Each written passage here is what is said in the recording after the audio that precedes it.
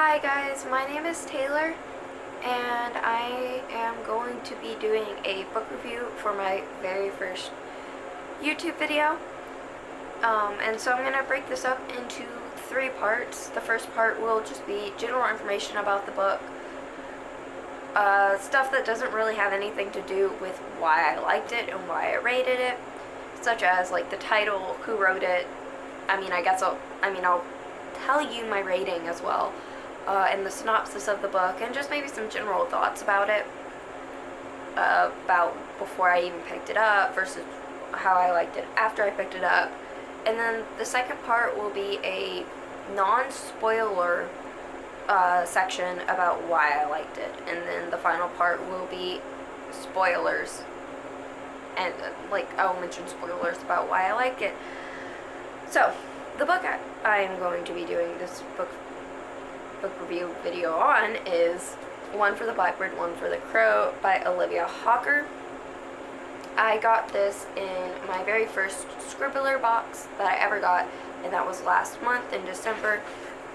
I even got this little sign and I stuck it in there. So I ended up rating this 5 stars. When I first picked it up and read the back of it, I did not think I would like it. I was hooked from the first chapter. So this book follows 2 families, the Bemis and the Weber families, in Wyoming Prairie in 1876. And one of the wives of the family ends up cheating on her husband with the husband of the other family. So the wife of the Bemis family ends up cheating on her husband with the husband of the Weber family. And the Bemis husband ends up catching the wife and ends up killing the man.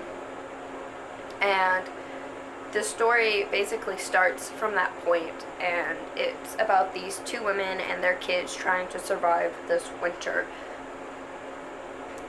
without their husbands. It's like the very first winter that they'll have to go through this. And again, the premise did not sound all that interesting to me, but I decided to read it anyway because it was a book I got from Scribbler, and I'm glad I did. I ended up loving it. So I'm just gonna start with the 4 main characters. I want to say there's only 1 main character, but the 4 point of view characters we get are Beulah Bemis, Cora Bemis, Nettie Mae, Weber, and Clyde Weber. And so we get these 4 point of views throughout this book, and I'm just going to tell you briefly about these characters. So Beulah is a kind of weird, but she's very perceptive. She kind of just floats through the struggles, and she just has this aura about her that calms everyone down, and it's just, she is a bit on the weird side. Some of her thoughts are not necessarily intuitive, but she is my favorite character. We also have Cora. She is the woman who cheated on her husband. She was a city-born girl who was dragged into this wilderness by her husband. And I say dragged. She agreed to go, but was kind of only hesitantly agreed. She was a little reluctant. So she craves society and companions, and she's lonely, and she kind of appears weak throughout the book, but she has this real strength inside her. Next, we'll talk about Nettie Mae. Nettie Mae is a very strong-willed woman. She has been dealt a very bad hand in life. She is also very religious, Christianity kind of religious, but she kind of holds this resentment towards Cora for what she did, and it's kind of almost against her views, but there's that. And then we have Clyde. Clyde is the son of Nettie Mae. It's the only child she has alive, and he is a teenage boy who is finally free from his father's shadow, and he struggles in becoming his own man. That seems to be his major struggle throughout this book. So, non-spoiler reasons that I love this book is the writing. I loved the writing in this book. She has a very good description of this world. It is our world. There's not that many, there's not any fantasy elements or anything. But the way she describes it kind of makes you feel like you're back in Wyoming during 1876. And each main point of view character has a different voice. And I loved each of the characters' parts. So I'm going to show you something.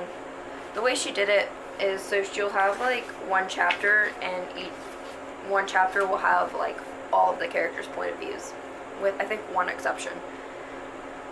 But each chapter will have all the characters' point of views, instead of being chapter 1 it's Beulah's, and then chapter 2 is Cora's, and then that's how she did that. I love Beulah's way of viewing the world because it's so different than how people normally view the world, and it's not intuitive. You would not think about the world this way, and it's really, really interesting. Cora's parts were my least favorite because they were a little repetitive until the end. So her thoughts and her fears kind of stayed the same throughout the book until well after the climax. So her parts got a little bit repetitive. I did still enjoy them. Her inner thoughts were so contrary to Nettie Mae's thoughts that it was kind of interesting. And so it's also kind of fun, not fun, but kind of interesting in the way that you would get Nettie Mae's point of view, and you would see how she sees Cora, and then you would get Cora's point of view, and you would be you would see how she was acting and why she was acting that way, and how maybe that's not how she actually felt, and all that. It was very interesting. Nettie Mae's point of view was also a bit repetitive, but she kind of slowly changed through the book, while Cora almost had this sudden shift, it suddenly clicked in her head. And I enjoyed her gradual path. She didn't just automatically forgive her, and she didn't automatically go out for revenge. She just kind of kept it all inside, and it was very interesting. So Clyde is the final point of view character I'm going to talk about. He's also the last one, and I enjoyed his perspective the most.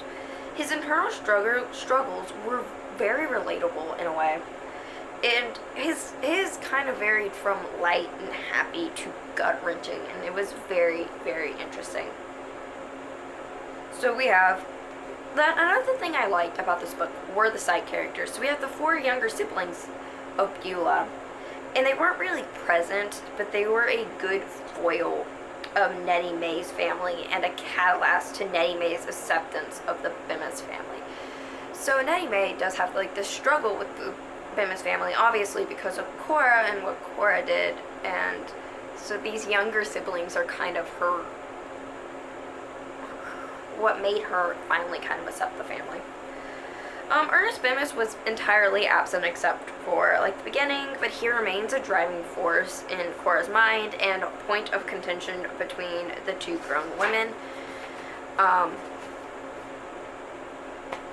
So obviously Cora has lost her husband to prison, but Nettie Mae is still mad because Cora's husband is still alive and hers isn't, and Cora's kind of almost woe is me kind of thing.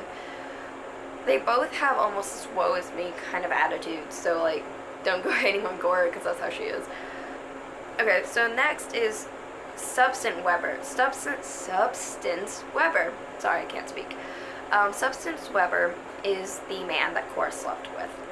And so despite being dead, this happens in the first chapter, it's not a spoiler, he has a huge presence. So you have, from Beulah's descriptions and thoughts on death to Clyde's struggle between being himself and being what Substance wanted him to be, Substance is the definitive problem throughout everyone's lives. I don't like him as a person. He is an awful person, but he was an amazing character with his own motivations. Some of the things he did, like, I cannot agree with, I cannot get behind, but his reasoning behind doing these things are actually kind of relatable. So, I mean, he's remaining this, like, driving factor in Clyde's life, because Clyde's like, well, this is how Substance would want me to do it, my father, but I don't want to be like that. I don't want to be feared by these animals. And so it was a very interesting dynamic. Beulah had an interesting dynamic with Clyde in the sense, but I can't really tell you much about it because it's kind of a spoiler. But it was very interesting. And of course, Cora and Nettie Mae have this struggle because Cora slept with Substance, but Nettie Mae is Substance's wife, and so there's that struggle as well. So there is some stylistic things I liked. So for all of the chapters except one, Beulah's point of view is italicized and in first person, and everyone else's was third person and also not italicized. I kind of mentioned this before, but each chapter includes each point of view character with some exceptions, and they describe a specific set time period. So for example, chapter 1 is the deaths of Substance and Urs going to jail, and it's all 4 characters going through the same point. This can get repetitive. Some days it's just like being told the same thing over and over and over again because nothing happens in that section. But overall, it worked. So I also liked the themes and ideas. They had some interesting ideas on sin and death. That was a very interesting. Those were the 2 major ones. There were some interesting ideas there. There was also some good themes of sisterhood and friendship and some mild romance. Okay, so this is where my spoilery thoughts come in. So if you have not read this book and you don't want to know this, then this is the end of the video for you. If you have read this book and you want to know why I really love it, or if you just don't care, you want to know more, you can keep listening. So bye if you're leaving. So spoilery thoughts. So the interesting view on sin is if you are born through sin, you are inherently bad. So for example, Cora was born out of wedlock, so it makes it makes sense that she is an adulteress. She can't help it. This is Nettie Mae's idea. Beulah is a sorceress because of the strange things she does and says. So more of Nettie Mae's thoughts, but she also has this idea that Beulah must be like her mother because her mother was born out of sin, and she, even though she wasn't born out of sin, her mother was a sinner. She also believes that, Nettie Mae also believes that Beulah will lead Clyde down a path of sin, and so she is very adamant about them not being together. However, these two do end up falling in love. The emotions and the character development are amazing. Clyde wants to be the man of the house, but he was raised under the fist of an abusive father. Clyde's struggle comes to a climax when he brutally kills a coyote. His regret, despair, and anger in the aftermath is so gut-wrenching. Olivia Hawker actually made me cry over a coyote. She did. Another emotional part of the short section is the short section with a 2-headed lamb and Clyde becoming attached to it, only for its body to go missing. This does end up leading to the attack on the coyote. So he ends up thinking that this 2-headed lamb was taken by this coyote, and the 2-headed lamb was actually moved by Beulah, and so he brutally murders this coyote. And then he realized what he has done, he realized who he's becoming, and that scene made me cry. But all of this is healed with the help of Beulah. The romance, okay. Clyde and Beulah's relationship is beautiful. The progression is realistic and well developed with just enough setbacks. I know there are some where it's like constantly being set back, but their relationship seems to progress in a way that's realistic and almost unnoticeable until it happens, and then when Nettie May notices it, there are some setbacks, but it ends up happening anyway. Beulah helps Clyde through his insecurities and struggles by being herself, even though he thinks she's a little strange. I will say they seem a little young in the beginning of their romantic relationship, but it comes together nicely. And it might be that because I know, or not know, but because they do end up together, I believe, like, from the beginning, they had this romantic relationship when they were probably just friends. So the ending of this book was happy and hopeful, and I am really glad I read it. So if you enjoyed this video, please like and subscribe, and I will see you next time. There will be probably 2 videos posted shortly together, but I'll be trying to do 1 video a week.